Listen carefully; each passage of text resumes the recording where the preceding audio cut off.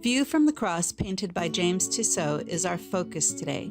Tissot's biography is covered in a previous video, so I will just do a quick recap here. Tissot was a financially successful artist who had achieved critical acclaim for his society paintings. Most notably were his paintings of fashionable women and their lavish attire. At the age of 48, Tissot had a vision that brought him back to his Catholic faith. Shortly after, he traveled to the Middle East and began a 10-year journey that would lead to 350 paintings on the life of Christ. Tissot's biblical paintings were small watercolors that accurately portrayed the narrative of Christ's life. While Tissot made an effort to accurately imagine from the perspectives of those who were at the events, he also included the traditional iconography used by all biblical artists. This allowed the viewer to instantly recognize the story and connect with it, while at the same time experiencing the story from a fresh perspective. Initially, the works were shown to rave reviews and brought Tissot a great deal of wealth. However, contemporary artists of Tissot and those in the years after his death considered these watercolors a bit embarrassing when compared to the gorgeous oil paintings he'd become famous for. The Brooklyn Museum, which owns the collection, put the exhibit in storage in the 1930s and has only shown it twice since then. In recent decades, there has been a reevaluation of the works, with art historians recognizing the unique place they play in the history of Christian art. Along with the resurgence of interest in narrative art, there has been a trend to reconsider religious art of the 1800s. Those who have been to one of the exhibits and seen the works together, placed into the narrative cycle, say that the experience is spellbinding and that no reproduction or book can capture the experience. Today, we view one of the most intriguing paintings from the collection. In fact, it qualifies as one of the most unique interpretations of the crucifixion ever painted. Paintings of the crucifixion are a staple in Western European art, but no one had dared to paint the scene from the point of view of Christ. Point of view is one of the most important tools that an artist has in his toolbox. As the viewer, we are often unaware of the manipulation that is going on, how the point of view changes our emotional response and processing. When we examined Simonette's work, we were standing on a mountaintop beside Christ, looking out over Jerusalem spread below us. Being on that hilltop beside Christ influences how we feel about the experience of viewing the painting.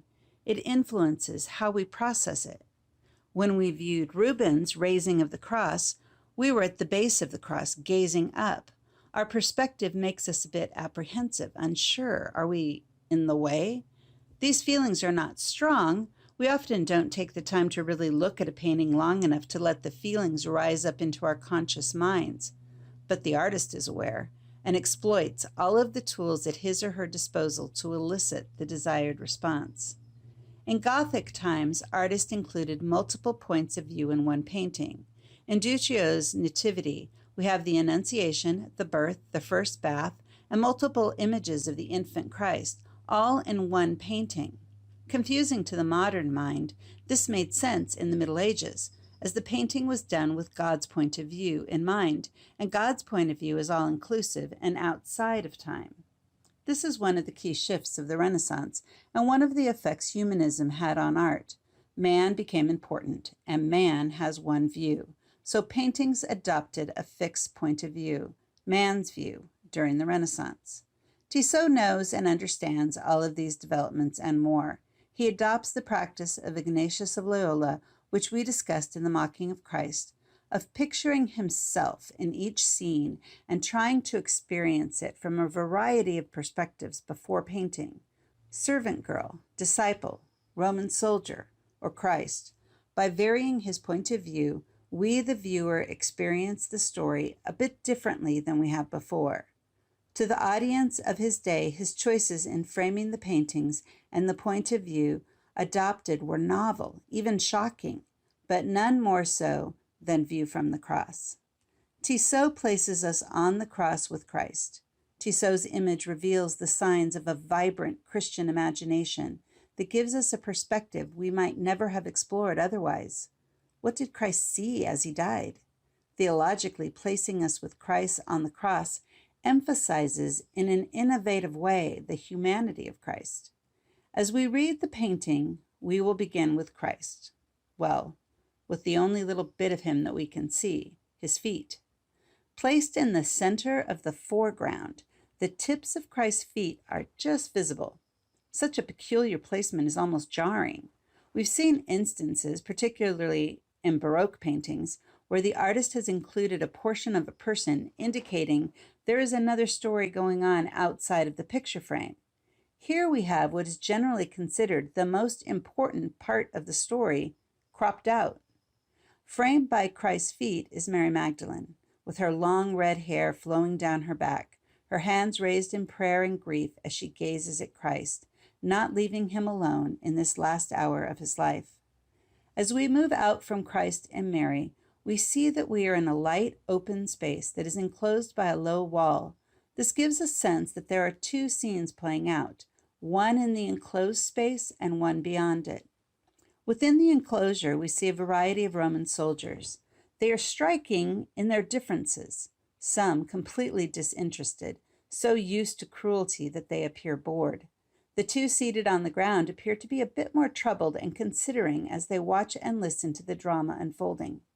The most notable of the soldiers is the centurion, set apart by his red cape, which draws our attention. We are meant to connect his presence with the line he will speak after Christ breathes his last. Surely, this man was the Son of God. In front of the centurion stands the Apostle John, the Virgin Mary, and two other women disciples. These few faithful followers in an open, empty space emphasizes how many of Christ's disciples have fled and hidden.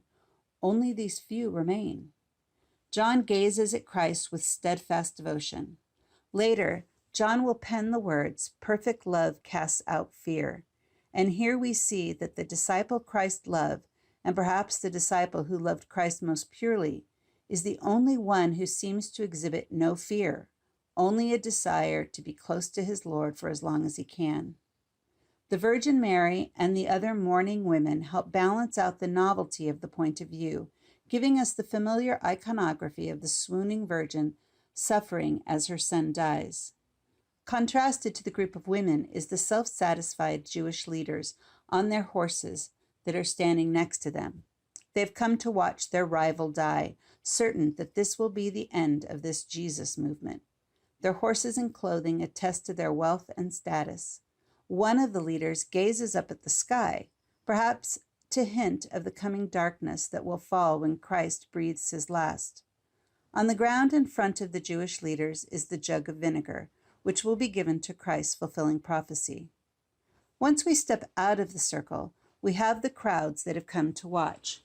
Perhaps some who have heard Christ preach, or some who were just curious. But here we have a fickle crowd. Just a week earlier, they were shouting, "Hosanna," and then days later, they shouted, "Crucify him." And as they swarm the hillside, we see that Christ's tomb is pictured on the hillside, waiting for his body to be interred there. Wow, that is my new favorite painting of the crucifixion. What a spectacular view and viewpoint. James Tissot certainly captured my attention. I hope he captured yours. Kelly has a marvelous way of pointing out the details and the importance of taking a close look at these works of art. They are still around for a good reason, and they are worth your attention. Kelly has done a lot of videos and blog posts on famous works of art, and there are more to come. Make sure to subscribe to her YouTube channel by selecting the subscribe button below. And please give her a thumbs up since you like the video. Those small gestures help us a great deal. If you want to share the video on your preferred social media service, that would be appreciated as well. We are super excited about the work at kellybagdanoff.com and this YouTube channel. Art and art history serve as a great vehicle for discussion and challenge into the great ideas and issues in life. Artists are master communicators like poets, novelists, modern filmmakers, and other artists. Their work challenges us in ways that other mediums cannot.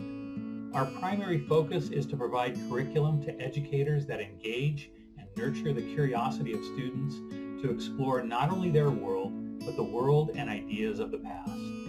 We believe that art history can be a part of a curriculum that enlivens a student's mind and motivates them to stay engaged with all the disciplines. You can find our work and curriculum options at kellybagdanoff.com. If you're still watching, thank you. I posted this video, but there is also a companion devotional video that takes you deeper into the area of contemplation. It should be right here above my shoulder. Again, thanks for watching. Thanks for watching. Make sure to like this video by giving us a thumbs up below, and make sure to subscribe so you don't miss great commentary on classic works of art. kellybagdanoff.com is your source for great content and curriculum, as well as devotional materials using the medium of art. Make sure you visit and subscribe. Pablo Picasso said, "Art washes from the soul the dust of everyday life." So take a moment to share this video because art is too important not to share. See you later, alligator.